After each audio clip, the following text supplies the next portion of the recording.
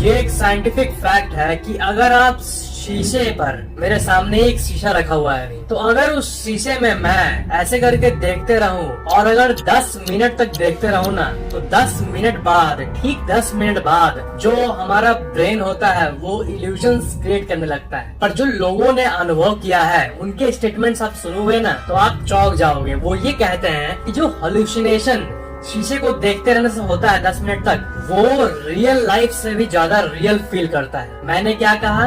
Real life से भी ज्यादा रियल फील करता है। वो इतना स्केरी होता है और खुद के चेहरे पर ही अजीब अजीब सी एंटिटीज दिखने लगती है। और बहुतों का मानना है कि ये रियल है, पर साइंस कहती है कि ये सिर्फ और सिर्फ हेलुसिनेशन है। पर रियलिटी क्या है ये कोई श्योरली नहीं कह सकता। और जो फेमस कहानी है मैरी की, वो भी शायद शीशे पे देखने से इसी इफेक्ट के लिए होता है, मे बी। आपने विचेस को जरूर सुना होगा, जो जादू टोना करती है, वो औरत जिसे डायन भी कहा जाता है, इंडिया में बहुत पॉपुलर है। तो मिडिवल टाइम्स, बहुत पहले के समय में विचेस के नाम पर 6 लाख से भी ज्यादा औरतों को मारा गया है, क्योंकि लोगों का, समाज का ये मानना था कि ये डायन है।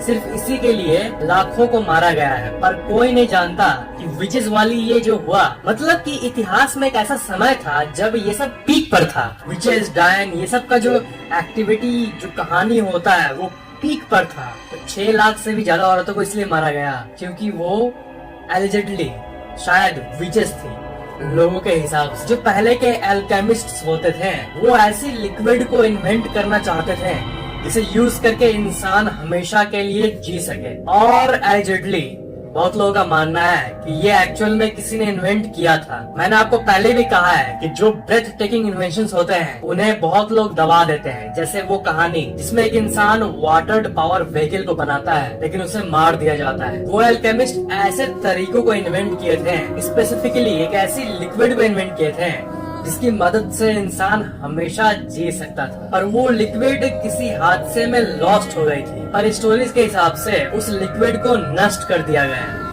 आपको तो पता ही है कि वोल्केनो होते हैं, मतलब जमीन के अंदर से अचानक से आग बाहर आ जाना, लावा बाहर आ जाना। तो एक्चुअल आप डरावनी एक फैक्ट सुनोगे, वो वोल्केनो किसी भी जगह को तोड़ सकता है। मतलब मान लो कि यहाँ पर वोल्केनो का सेंटर मौजूद है, बहुत जगह होता है जहाँ पर लावा होता है, तो उसके इफेक्ट से अंडरग्राउंड वो ट्रांसम्यूट होते होते शायद आपके घर के नीचे भी फट सकता है कभी भी। लेकिन इसकी चांसेस बहुत कम है और इसलिए हम लोग आमतौर पर जहाँ पर घरें नहीं है वहीं पर देखते हैं, जंगलों में देखते हैं लावा फुटते हुए, घर के नीचे से नहीं। पर ये हो कहीं भी सकता है एक्चुअली में, पर होता कम है। All the game of probability. Tommy Cooper नाम का एक मैजिशियन था, एक जादूगर था, और उनके साथ एक बहुत ही अजीब घटना हुई।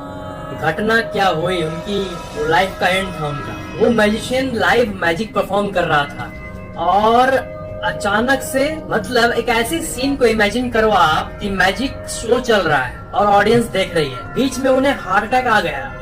लेकिन लोगों को लग रहा है कि वो एक्ट का, वो नाटक का पार्ट है जो मैजिक शो दिखाते हैं वो लोग। तो लोग हंसने लगे देख के, पर वो एक्ट का पार्ट नहीं था, वो रियल में हार्ट अटैक आया। वो हार्ट अटैक के मारे लेट गए, तब भी लोग हंस रहे, सोच रहे एक्ट का पार्ट है। ये दुनिया की सबसे अजीब घटनाओं में से एक है। मैं चाहता हूँ कि आप इसका क्लिप देखो, ये रहा वो क्लिप। ये देखो, इस पॉइंट पर आकर उन्हें हार्ट अटैक आ चुका होता है, पर आप लोगों की हंसी को सुन सकते हो क्योंकि किसी को भी जरा सा भी अंदाजा नहीं लगा कि इनके साथ हो क्या है। एक बहुत बड़े अमेरिकन बास्केटबॉल प्लेयर थे जिनका नाम है पीटी मैराविच। 1974 में एक इंटरव्यू में उन्होंने ये कहा था, मैं सिर्फ 10 साल NBA में खेलकर 40 साल की उम्र में हार्ट अटैक से नहीं मरना चाहता। ये उनका इंटरव्यू था, उन्होंने जस्ट ये बोला था जैसे नॉर्मल टॉक में कहते हैं। पर आगे सुनोगे क्या हुआ। उन्होंने एग्जैक्टली 10 साल ही NBA में खेला और 40 की उम्र में ही वो मरे। जिस इंटरव्यूअर ने उनका इंटरव्यू लिया था, जब वो मरे और पहले का इंटरव्यू जो कि उस टाइम कॉपीज में लिखा जाता था, उन्हें पढ़े,